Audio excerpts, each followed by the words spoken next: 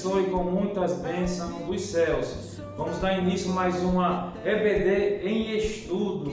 Este canal ele é gravado aqui na Igreja da Boa Esperança, Assembleia da Boa Esperança, sobre a coordenação do pastor James Costa. Eu me chamo Irmão Salomão, sou superintendente aqui da Escola Bíblica Dominical e também auxiliar de trabalho aqui da igreja. A lição que nós vamos comentar, estudar também, será a lição de número 13, a lição dos jovens. É a conclusão do primeiro trimestre dessa lição tão maravilhosa. A lição número 13 tem como tema: para que creais que Jesus é o Filho de Deus. É o tema da lição. O texto principal que diz assim: estes, porém, foram escritos para que creais que Jesus é o Cristo, o Filho de Deus, e para que, crendo, tenhais vida em seu nome. João, capítulo número 20, o versículo de número 31.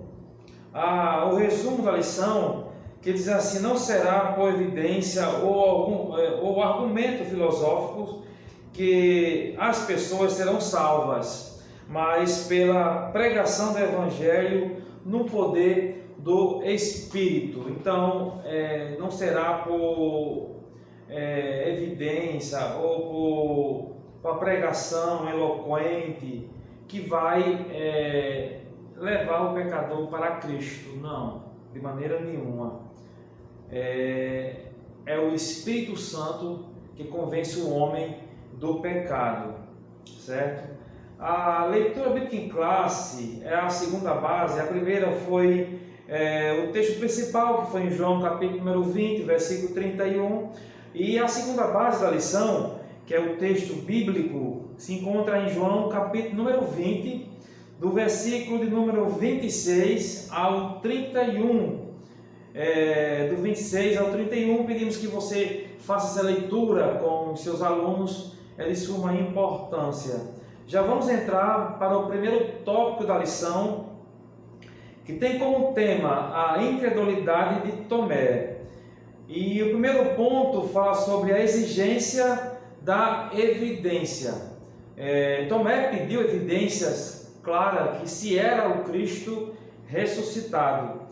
Diz assim o texto de João, que nos apresenta o propósito do seu evangelho, começa com a narrativa da aparição de Jesus aos discípulos e a incredulidade de Tomé. Então já no início já começa a Tomé questionando se era mesmo Cristo ressuscitado. Este queria provas cabais da ressurreição do Mestre, rejeitando o testemunho daqueles que já haviam estado com ele. Quer dizer, alguns que viram, foram testemunha, que viram a Cristo, que testemunhas oculares mostrando que Cristo tinha ressuscitado. Tomé, ele não acreditou, ele rejeitou essas evidências. Diz assim: não será por evidência ou argumento filosófico que as pessoas serão salvas, mas pela pregação do Evangelho, do poder do Espírito Santo. Quer dizer, como foi falado no início, não será por evidências ou por argumento filosófico, mas não, pela pregação do Evangelho e pelo poder do Espírito Santo, que leva o homem a reconhecer a Cristo como o único e suficiente Salvador. Então, esse primeiro ponto vai mostrar a exigência da evidência, o que foi que Tomé pediu, e não é diferente dos dias de hoje. Muitas pessoas querem provas cabais que Jesus existe, que ele é galardoador, que ele salva, que ele cura. Então eles pedem muitas provas da existência de Jesus, e só se chega para Jesus quem crê que ele existe. Não vai ser eu pedindo uma prova que vai aumentar a minha fé, não, porque o maior milagre, a maior bênção, Cristo já fez por mim. Ele se entregou na cruz do Calvário para mim, para nos salvar. Então não tem prova maior, senão a gente crê que Cristo existe e ele salva. O segundo ponto é a rejeição do testemunho. A rejeição do testemunho. A reação de Tomé foi muito incisiva, rejeitando o testemunho dado pelos seus demais discípulos. Eu já falei na parte inicial aqui, que jubilosos lhe anunciaram terem visto o Senhor. Então Tomé já de cara ele rejeita esse testemunho dos discípulos, ele não aceita. Ele já pedindo a prova, como a gente falou, a prova e evidências disso aí. Diz assim na lição: além de considerar insuficiente o testemunho dos seus irmãos, a expressão de Tomé demonstram verdadeiramente resistência à narrativa que ele foi apresentada, pois considerava ser necessário não apenas ver Jesus, não apenas olhar para Jesus, mas examinar os detalhes do seu corpo. Tomé queria sentir, ver ali a marca do cravo nas suas mãos, os seus pés furados. Ele queria tocar em Jesus. Aleluia. Mas olha só, não é diferente dos dias de hoje. Muitos querem prova cabaz, tocar em Jesus, mas é pela fé que cremos que Jesus existe. Diz aqui na lição: a duração do coração, a dureza do coração humano somente pode ser rompida pela ação poderosa do Espírito Santo. Então a dureza do coração do homem, ela só é rompida, só é quebrada pelo poder do Espírito Santo na vida daqueles que querem reconhecer a Cristo como único e suficiente Salvador. Tem que querer, tem que desejar. Aleluia. Apesar da exigência de Tomé ter sido incomum em relação aos demais discípulos, o fato é que nenhum deles creu na ressurreição antes de ver Jesus, ter visto Jesus. Mesmo evento, alguns duvidaram, quer dizer, eles mesmo as evidências, muitos que viram, alguns duvidaram, queriam ver Jesus. Somente a revelação de Jesus, o Cristo ressurreto, abrindo-lhes as Escrituras, pode romper o véu da incredulidade, fazendo com que os seus discípulos crescem na ressurreição. Aleluia. Então, somente a revelação de Cristo, o Cristo ressurreto, o Cristo ressuscitado, abrindo-lhe as Escrituras, através das Escrituras e pelo Espírito Santo, é que podemos quebrar o véu da incredulidade, dos corações endurecidos e dos corações de pedra, tem que ser quebrado, certo? E ele passa a crer na existência de Jesus. Aleluia. Esse foi o segundo ponto. O terceiro ponto diz assim: no poder do Espírito. Sabemos que quando o Espírito Santo opera, nada pode impedir, nada, porque ele é poderoso para nos salvar. Ele é o Deus Todo-Poderoso. Diz assim a lição: como vimos nenhuma narrativa de encontro com o Jesus ressuscitado produziu por si só fé no coração dos que ouviram, pois todos apresentaram a exigência de vê-lo, como ocorreu com os próprios discípulos que andaram todo o tempo com o Mestre. Aleluia. Os que andavam a todo tempo com Jesus, eles precisaram ver Cristo ressurreto, Cristo ressuscitado, precisaram. Mas a Bíblia diz que são bem-aventurados os que não viram, mas creram, como nós, como você, que a gente não viu, a gente não presenciou, não tocou como Tomé tocou em Cristo. Não, a gente não precisou, a gente cremos pela fé. Aleluia. E a Bíblia diz que somos bem-aventurados. Glória a Deus. Aleluia. O entendimento de todos que estavam obscurecidos e não poderiam ser aberto à fé sem a cooperação de uma revelação sobrenatural. Quer dizer, não poderia ser aberto, porque eles mesmos não quiseram abrir. Precisou de uma cooperação de uma revelação sobrenatural, para que eles acreditassem, né, na ressurreição de Cristo.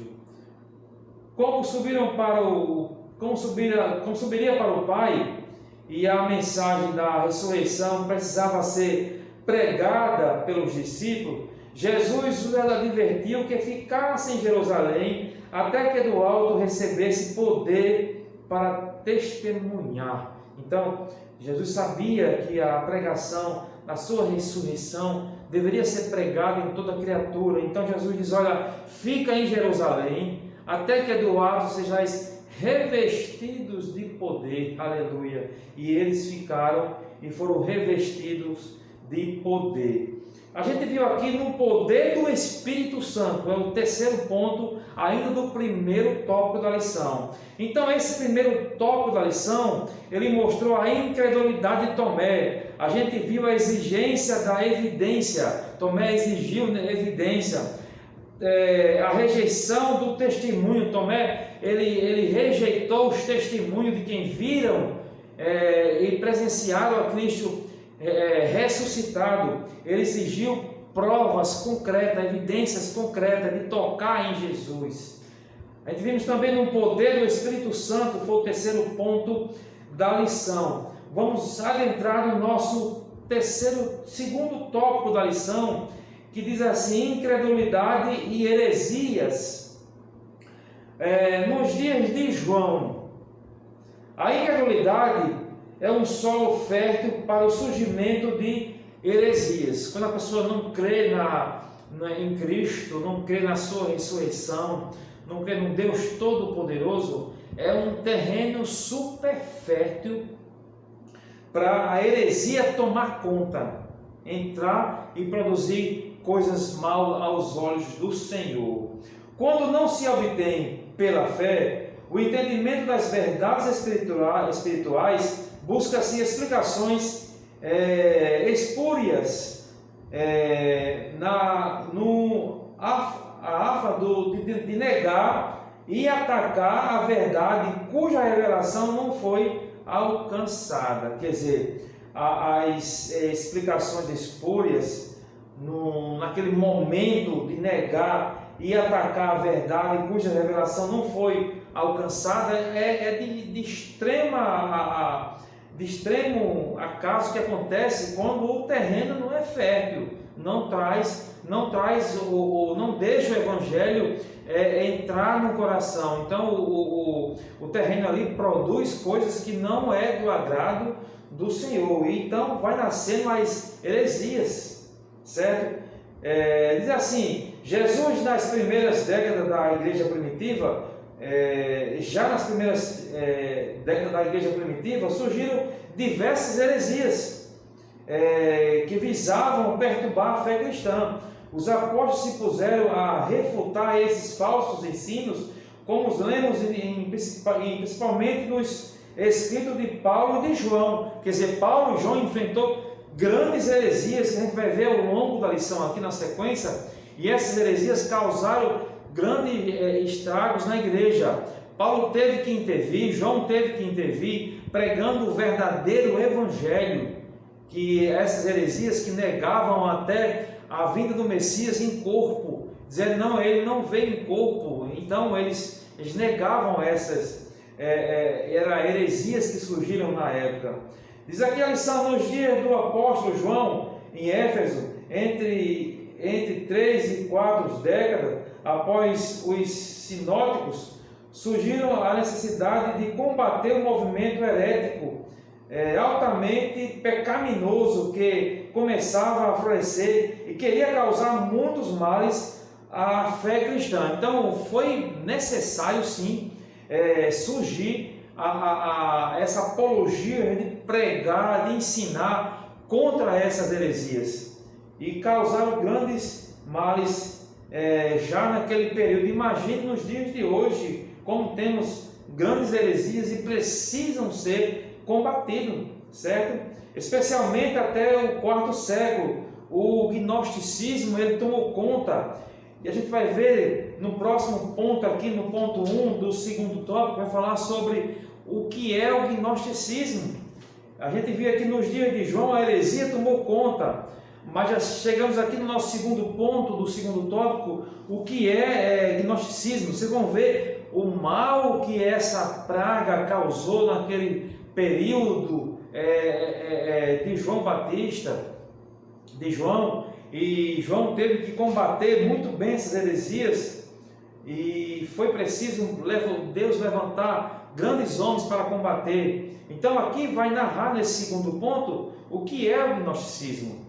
Olha só, os gnósticos interpretavam as escrituras sob forte influência da filosofia, quer dizer, a filosofia tinha uma influência muito na vida deles, e ele interpretava as escrituras sob a influência da filosofia. Além de distorcer a palavra de Deus, mais tarde produziram diversos escritos apócrifos, preparados para fundamentar suas crenças. Então, tinha esse objetivo, sim, mas de fundamentar suas crenças.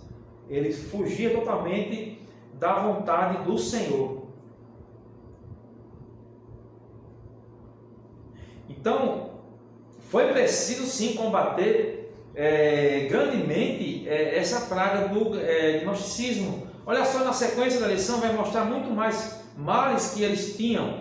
O gnosticismo caracterizava como um movimento filosófico religioso de índole sincretística, quer dizer, eles eram um movimento filosófico disfarçado de religioso, e tinha esse movimento sincretista, certo? Ele pregava a existência de um dualismo, situando entre o bem e o mal como duas forças divinas em constante oposição. A gente vê esse símbolo hoje, as duas forças, aquela da cor branca e da cor preta, se duelando. Então o gnosticismo tinha essa influência de pregar, isso era no meio da igreja mesmo.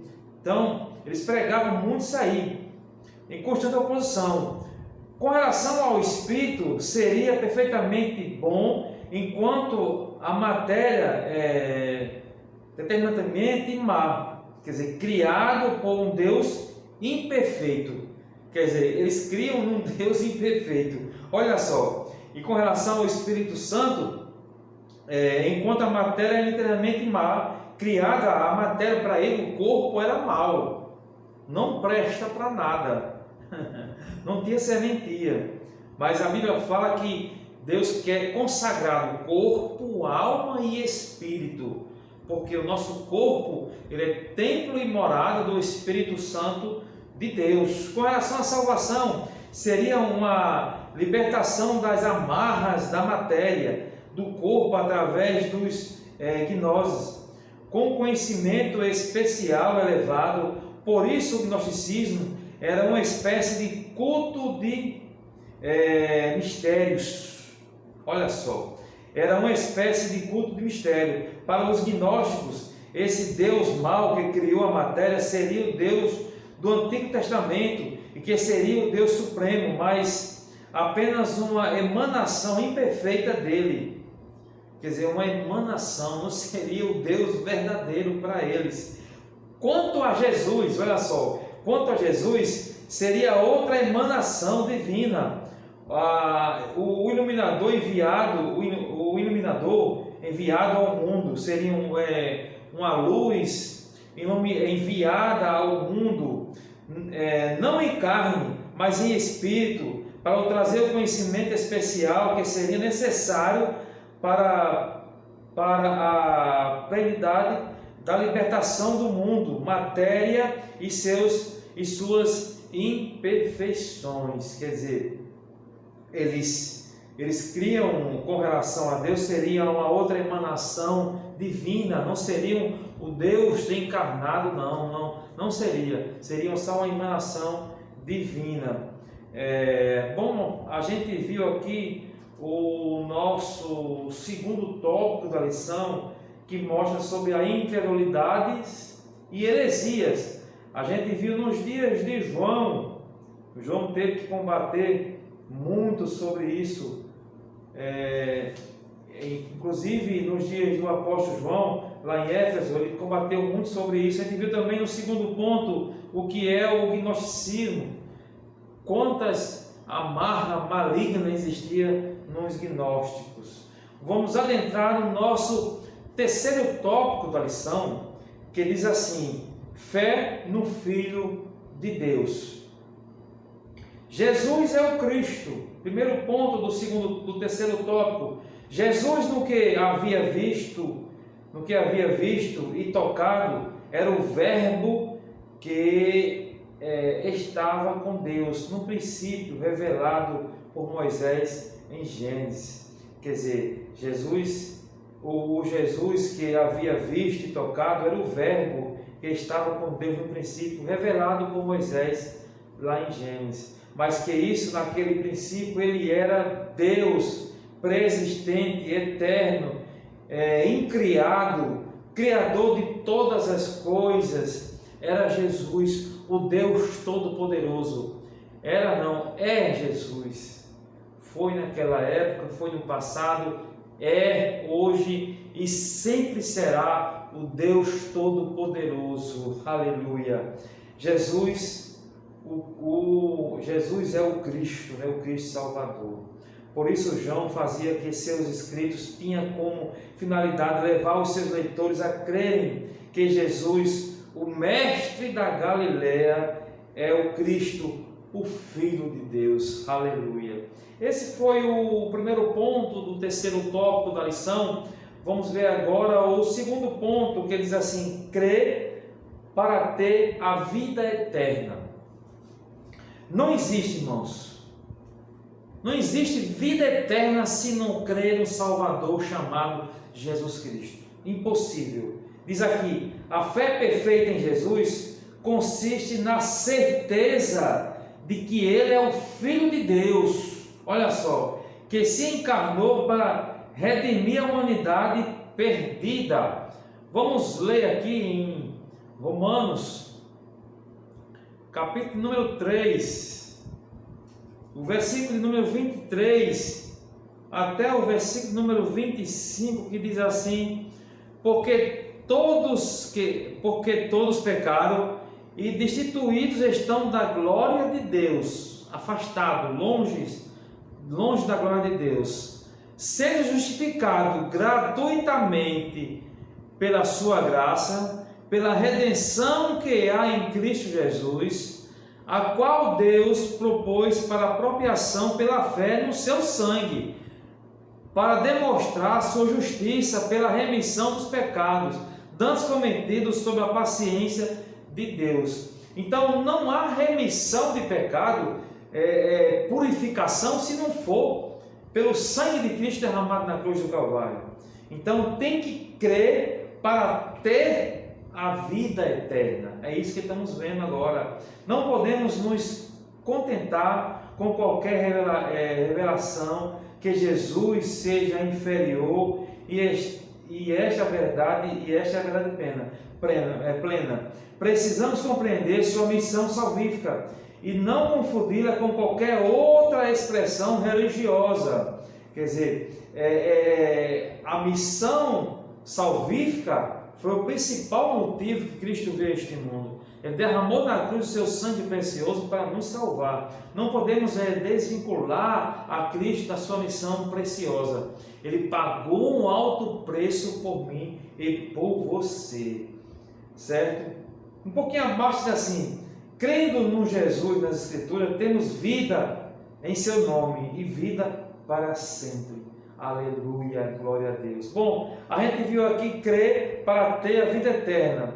Vamos ver aqui o terceiro ponto da lição, ainda no terceiro tópico: extraordinária revelação. Extraordinária revelação. Quão extraordinário é a revelação obtida por João, que viu em Jesus os sinais do Deus eterno. João, ele revela muito bem sobre esse Deus eterno, Jesus Cristo. e assim registrou para nós. Em João, o Jesus nascido de mulher é o Verbo eterno. Glória a Deus, aleluia. João viu em Jesus o nascido da mulher é o Verbo eterno, o que o Pai enviaria ao mundo na plenitude dos tempos para manifestar a graça salvadora. Aleluia. Foi isso que João viu. Aqui em Gálatas, capítulo 4, o versículo de número 4, que diz assim: Mas vindo à plenitude dos tempos, Deus enviou seu Filho, nascido de mulher, nascido sobre a lei. Para quê? Para remir os que estavam debaixo da lei, a fim de recebermos a adoção de filhos. Aleluia. Então essa adoção, ela veio através de Cristo. Fomos adotados, recebido através do sangue de Cristo derramado na cruz do Calvário. Bom, concluímos aqui essa lição tão maravilhosa e esse trimestre tão abençoado. Eu já te espero no segundo trimestre já, certo? E aguardo o segundo trimestre.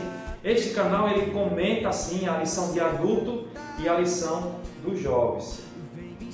Não se esqueça de inscrever-se no canal, ativar o sino, certo? E também deixar o like.